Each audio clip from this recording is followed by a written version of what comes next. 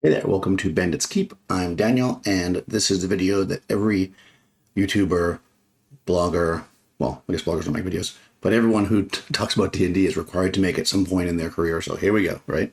I'm going to talk about fudging the dice. So I never thought this would be something that I would talk about too much because I think my stance is pretty much set. And for those who want the short version, I'm opposed to fudging the dice. However, I thought this would be really interesting because most times when I see a video or I see somebody talk about it, they don't really get into what exactly fudging the dice is so that we're all on the same page. So I'm going to start there.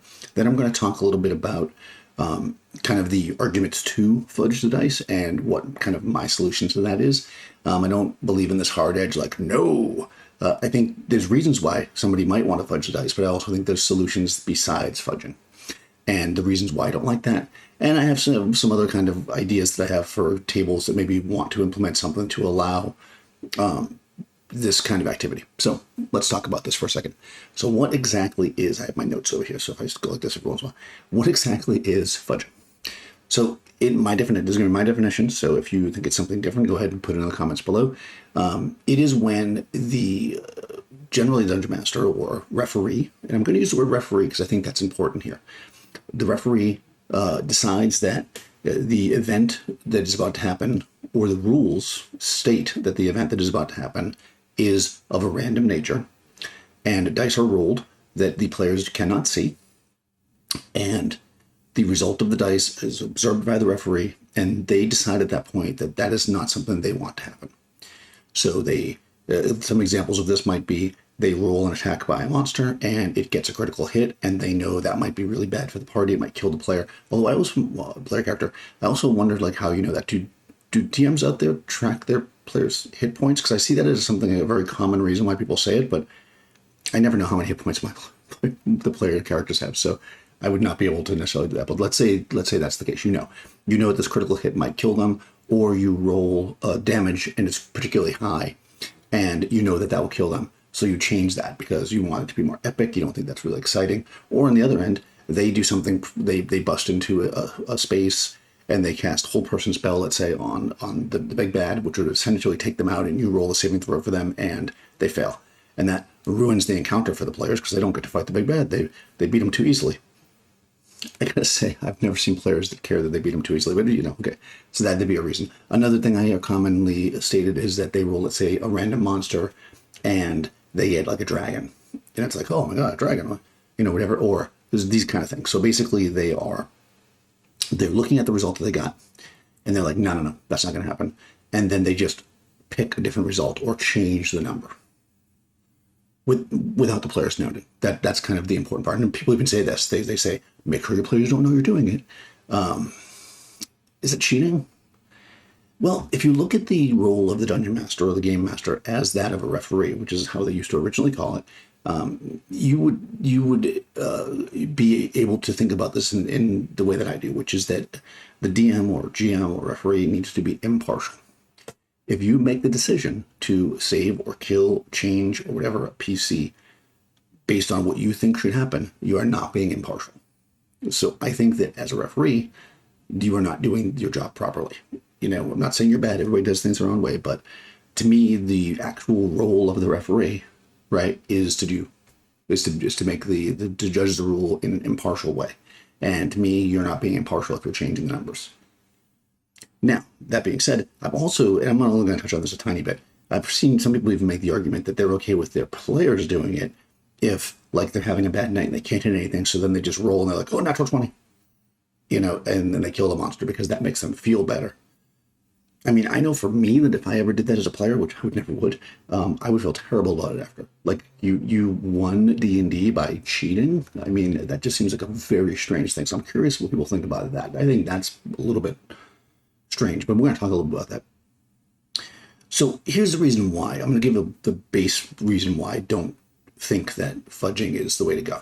Number one, why are you rolling if you know the results, or you know that a result that you're going to get is not one you want to use? Why not just pick right away, right? Or remove that possibility from the table. You've got a table of 10 monsters, and one of them is a dragon, and you don't want the dragon to show up.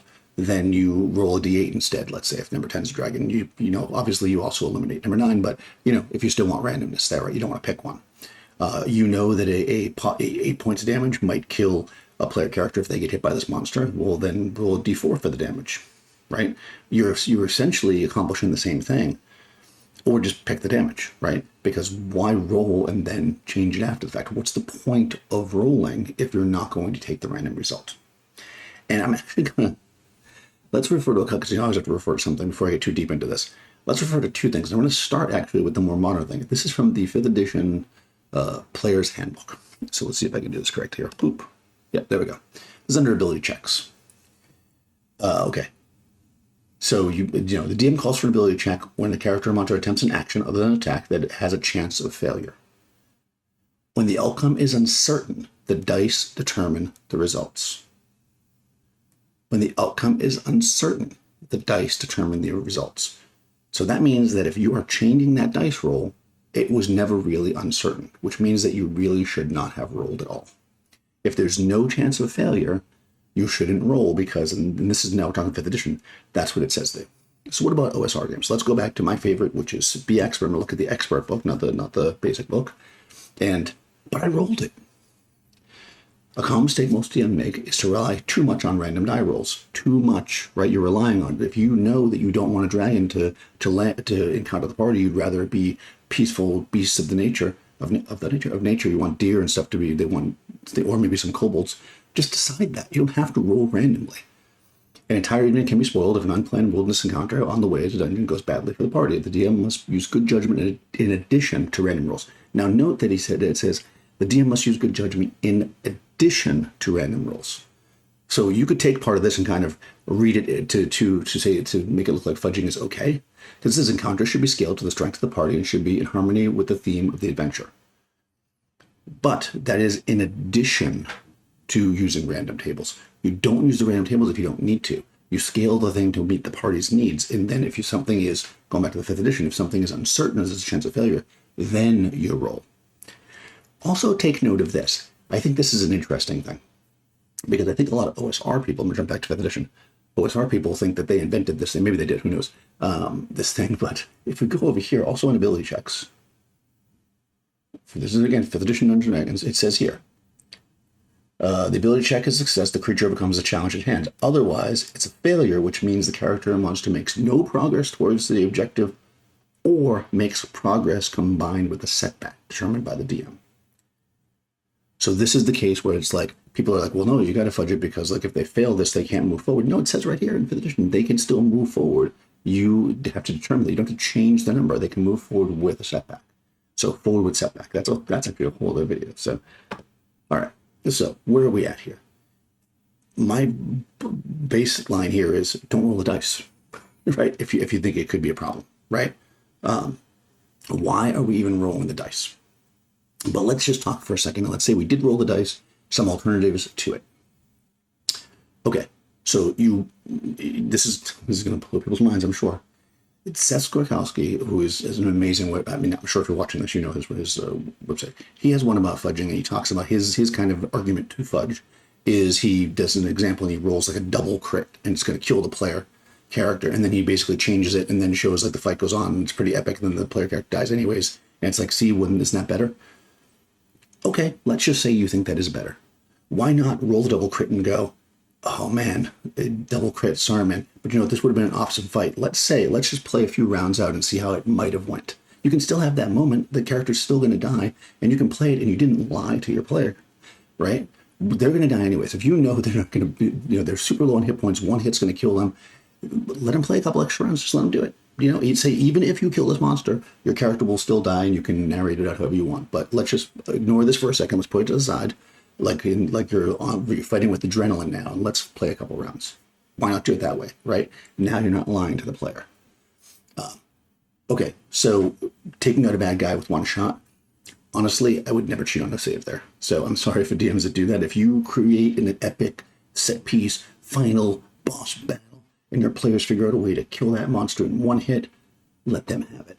I'm just going to say that I have no other solution except for that. I'm sorry. Or, you know, you could do the same thing and say, wow, you guys just, that was amazing. You know, do you still want to fight the monster? You won't die, but we can just do it for fun. If you feel like it'd be fun to play out, right? But don't cheat so that your monster can be better. Who cares if you spend an hour or 2 hours or 5 hours? You build all kinds of minis and stuff for it. They outsmarted you. Players are smart. They're always smarter than we are. That's the way it's going to be. A wandering monster. Okay, so like what they said there, they're on the way to the dungeon. A dragon flies, but you roll a dragon on the wandering monster. That dragon doesn't have to attack them, right? It could just be flying overhead. It could scare them. It might damage them. Maybe it'll eat their horses, you know. Or let's say it's an orc patrol from the dungeon, right? And you don't want the combat to start too early. Well, you just basically have the patrol either be a smaller patrol, right? Because you haven't rolled how many yet. So there we make a decision. We roll orc patrol. We look. It says, you know, 5 to 10 orcs. We just choose 5, right? Now we're not cheating. We're choosing, right? Because we haven't rolled the dice yet. For me to be fudging, the dice have to be rolled. If you just choose to do it before you roll, that's a whole different category. And I think that's 100% fine. And some people might think that's a fine line, but I think it's a big difference there. And of course, all monsters don't have to fight, right? You roll a random monster. In fact, almost always when I roll a random monster in the wilderness, it does not result in a fight. Because usually things are so far away that the party will, unless they are surprised by it, they're going to try to avoid it. Because OSR type adventuring parties know they're not supposed to fight everything, or they shouldn't fight everything, and they will try to avoid it. So that's really never been a problem for me. Although, and I've told the story before, but I'll just say really quickly because this goes off topic. One time I rolled a dragon randomly, and I had it fly overhead, and the party said, you know what? We're going to follow it. And they did, and they followed it back to its lair. They waited till it left again. They went down into the lair, and they looted it. And the dragon came back, interestingly enough. And again, I've made it all random at this point, because I'm like, okay, you're going to go with a random roll? We're going to go with a random roll. The dragon actually did come back, and it killed like a decent amount of the party. Some of them escaped, but the ones that did escape got a ton of gold because they risked it. And it was totally awesome because the players chose to do something that me as a DM thinking, oh, I gotta fudge that, I want to have a dragon. And they would have never had that amazing adventure. So, okay, so let's talk about some quick alternatives to what I just said. I kind of mentioned this a little bit, but let's say that you've got a boss monster and it's fighting and it's wiping the party out, and you realize that as you're going. You could have it change tactics. You could have it capture the PCs. You could have it retreat back, you know, now that it's kind of pushed back the PCs enough that it knows it won't be chased, and set up an even tougher stronghold. You could have it just not use all of its attacks because it's going to use some of its other abilities to like do other things. You could also, like I say, lower the damage dice that before you roll. You know, say, okay, I'm going to stop rolling d8s for damage. I'm going to roll d4s. You know, because this way it'll make the fight go a little bit longer, but I'm not changing my die rolls. So that's one way to do it. I don't know that I would do that, but you could do that. Okay, another thing that you could do, which I think is important, and this is probably the biggest, most important thing for me here, is that what I don't like about fudging is the idea that the players don't know. And to me, that's what makes it fudging. If something happens at the table that you think is going to derail the game or make it unfun for the players, you can just have a quick conversation. Just stop the play for a second and say, listen, you know what? I rolled this random thing, and this is kind of whatever. And if everybody's just like, oh God, oh yeah, no, that maybe change as a group. But don't just do it on your own, because I feel like even though the DM has all the power to do that, you also have to instill trust in your players. They have to trust that you're being fair. And even though 99% of the time when people say they're fudging, it's in favor of the players, it's still you making a choice that they don't know about. It's the quantum over thing. It's you forcing a path. It's you removing their agency, even if it's for the better in your mind. You are essentially making a decision that should be done randomly. It's already been decided this is a random thing, but you are deciding to not make it random after you've rolled. That's the important part. So let's say that this happens, and what's another way around? Well, how do we prevent this ahead of time? Well, number one, again, looking at what you're about to roll before you roll on it. Don't roll on a random table that could potentially have a dragon if you don't want a dragon. Just take the dragon off the random table, roll a different die. If you don't want your monsters to do crits that'll kill the players, maybe make a decision before. Monsters don't get crits, right? Or this monster doesn't get a crit. You can make all these decisions before you start playing. I think doing it during playing, adjusting, is one of the worst things you can do. And to me, you are being unfair to the players. You're being unfair to yourself. This is a game, and you can't feel like you've accomplished anything in the game if somebody is always making you succeed or always making you fail if you're like a jerk to your master, I guess. But let's think about something. So let's take something that is similar to some other games I played in. Like if you think about how 5th edition has inspiration, you could have some kind of meta currency like this. I wouldn't give it up for the reasons of inspiration. I think I've talked about inspiration before. I do not like it. But what you could have is some kind of meta currency where once per level, or maybe you have 1 point per level per adventure, or maybe once per level period, where the player, this is where it's, can decide that roll changes. So DM rolls and says, the monster just critically hits you for, I rolled 8 on the die, so it's 16 damage, and the player looks down at their character and sees they only have 10 hit points left, and they say, I'm going to use my Fudge point that missed me. Right? Now that you're using a mechanic in the game, you're not deciding arbitrarily as a DM who does it. The player gets to decide. And they can use it or not use it, and they only get so many bursts of it, and that's just the way it is, right?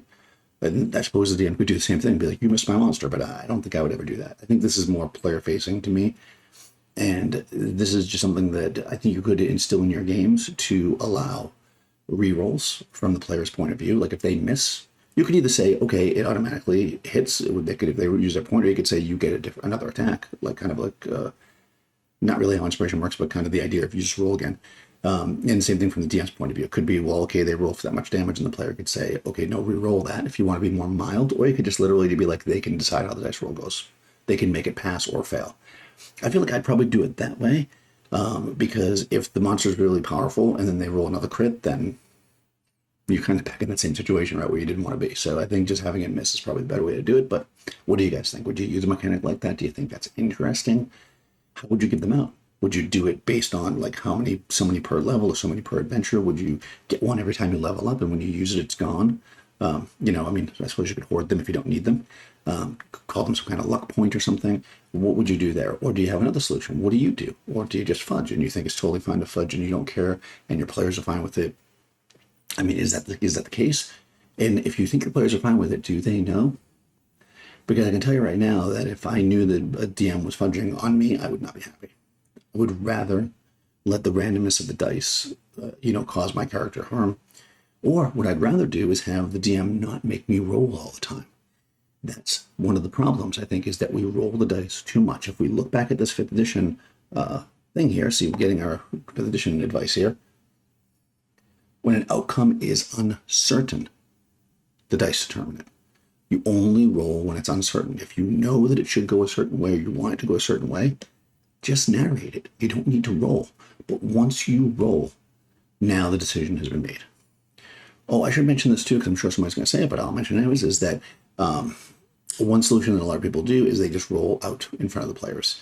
You roll all the dice in front of the players, they know what you're rolling. So if you roll that crit in front of them, they know they got a crit. You can't, it stops you from being able to fudge. So if you are somebody who fudges and doesn't want to do it anymore, or they're trying to break out of that habit, start rolling the dice in front of the players. Some dice you can't, obviously, if they're like searching, if they're moving silent, let's say, right? You could, you're going to want to roll that secretly.